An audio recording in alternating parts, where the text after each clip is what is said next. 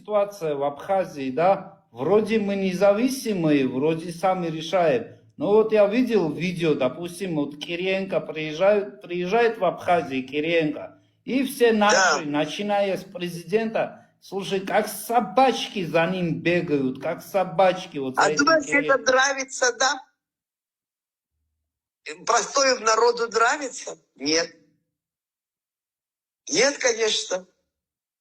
А что? Почему мы до этого себя довели? Это наш власть виноват. Что до этого они деньги присылали, кредит не платили, все в карман набивали. Понимаешь, в карман набивали. По уши в долгах не возвращаешься, над тобой я буду командовать. А как ты думаешь? Над тобой я буду командовать. Деньги, деньги, деньги, деньги. Да лучше голодовать, но чужие деньги не кушай, слушай. Чтобы независимая быть, сама себя здесь строить надо, а не от кого-то. По копеечке, по кирпичу. Сегодня один кирпич, завтра другой кирпич.